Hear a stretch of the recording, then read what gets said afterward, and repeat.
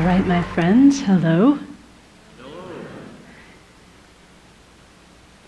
So I want to start off with a few questions.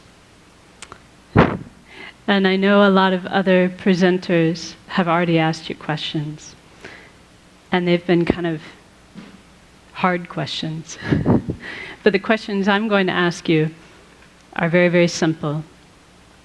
And I promise you'll be able to answer these. All right, are you ready for your first one? Okay. Your first question is, you don't have to answer out loud. Are you having a good day? Okay, you got your answer? All right. My second question for you is, why? If you're having a good day, why are you having a good day? Or if you're having a bad day, why are you having a bad day?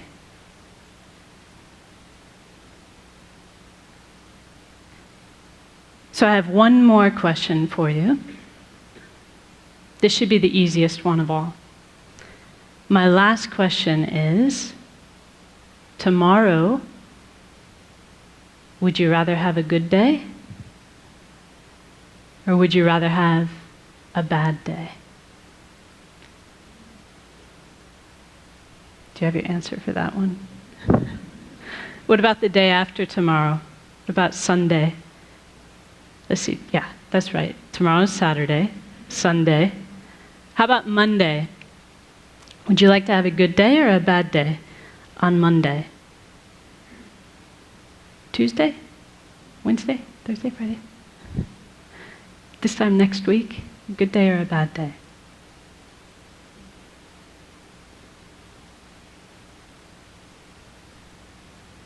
So that last question, like I said, is probably the easiest one for us to answer. Because we know the answer to that, don't we? We want to have a good day, every day. Did anyone in the room answer, yes, I want to have a bad day on Monday? Of course not. We all want to have a good day, every day.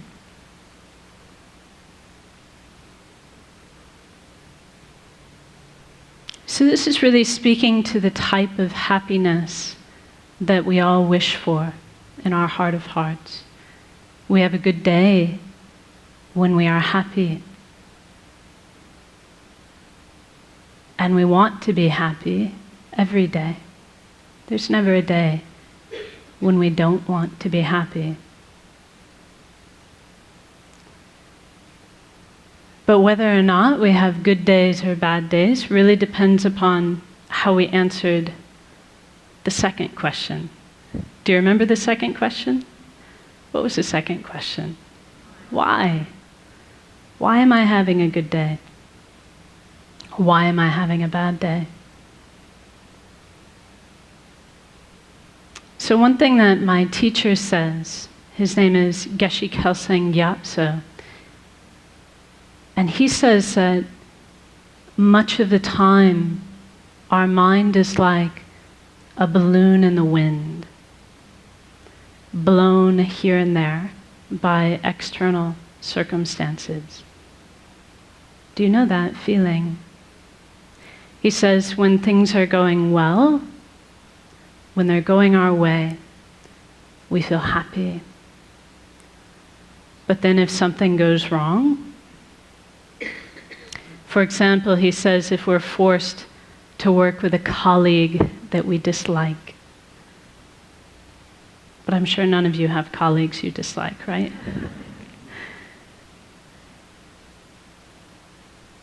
He says if we're forced to work with someone we dislike, or if something doesn't go our way, then our happy feeling disappears.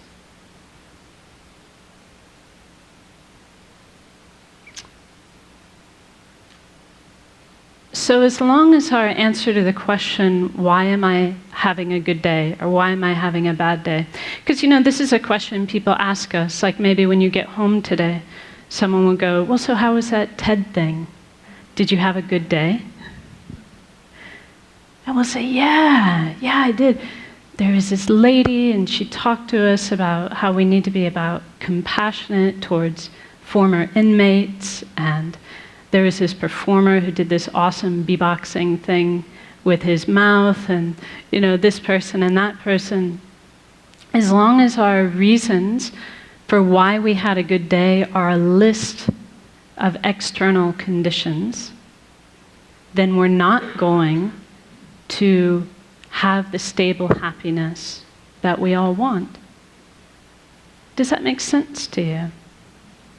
Because if that's what our happiness depends upon, because we cannot control people and circumstances every single day, then our happiness will be in the hands of others, won't it? It'll be at the whim of our circumstances. So if you really wish to have a good day every day, we've got 2 things we need to do. So the first thing that we need to do is we need to stop outsourcing our happiness and outsourcing our unhappiness onto people and circumstances.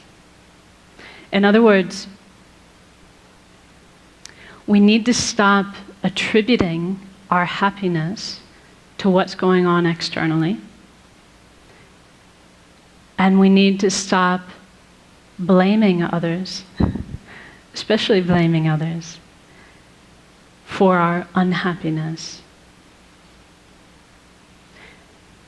So for as long as we do that, as long as we're making it the job of people and circumstances to make us happy, or as long as we're making it their fault when we're unhappy, our happiness will be very unstable and elusive. Our second job is to actively cultivate a source of peace and a source of happiness coming from inside our own mind.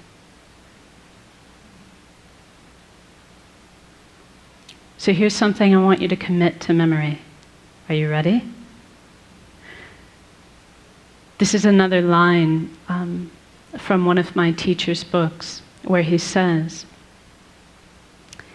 happiness and unhappiness are states of mind, and therefore their real causes cannot be found outside the mind. So if we have a peaceful state of mind, we will be happy regardless of people and circumstances.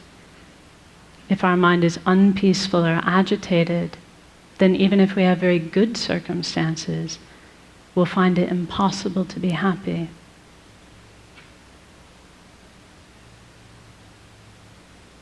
So in other words, it's not what is happening that is making us happy or unhappy. It is how we are responding to those things that determines whether we are happy or unhappy. It is what our state of mind is like that determines our happiness or our unhappiness. So how are we going to do this? So we can all understand this. Like intellectually, it's not rocket science, is it? It's not hard to understand. And maybe to a certain extent, as I tell you these things, you're like, yeah, I knew that already. I knew that already. But how do we actually do it? How do we actually cultivate this stable peace of mind that we can rely upon regardless of the external circumstances? So this is really where meditation comes into play. And I would say I would need a whole other TED Talk, hint, hint, in order to really do the subject of meditation justice. But for our purposes today, we can say that meditation is a mental action. It's the mental action of concentrating on a peaceful, positive state of mind. If we do that, if we concentrate on a peaceful, positive state of mind, then we can say we're meditating. Whether that's like this, right? See, actually, you don't know if I'm meditating or not, because I could be thinking about my grocery list.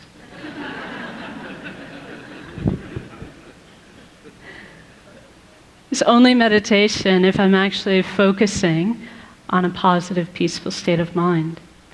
But the trick is, I can do it like this. This is called formal meditation. But we can also learn to do this all the time in our daily life.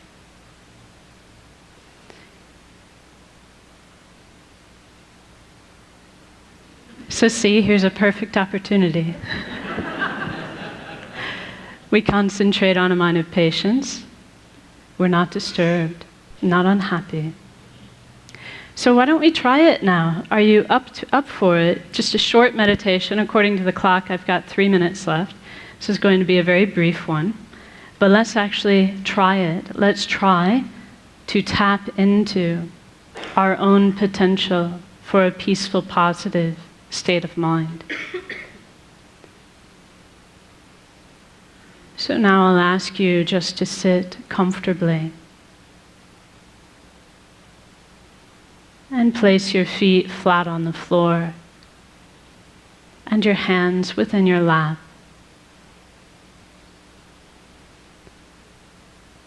And then you can lightly close your eyes and become aware of the sensation of your breath at the tip of your nose.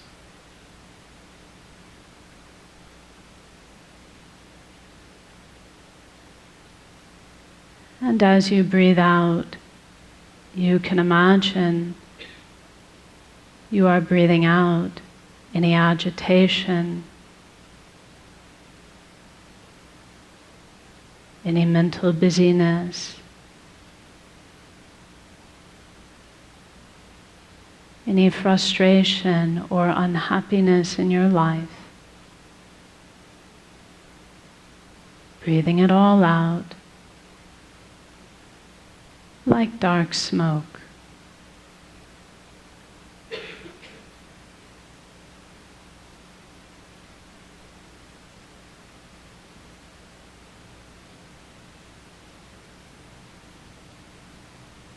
And as you breathe in, you can imagine and believe that you are breathing in a clear, bright light,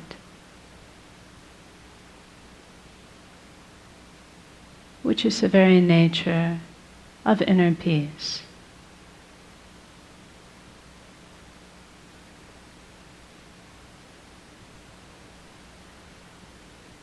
And you can imagine that this clear, bright light fills your entire body and mind.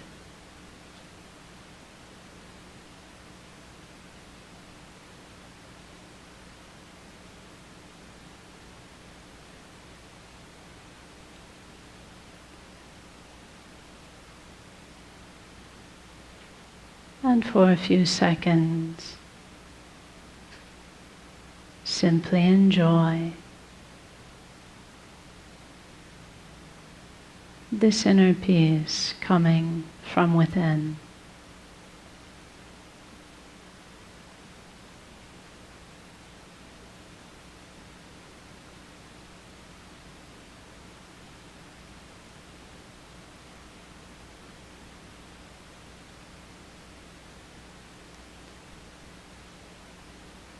And now as we finish,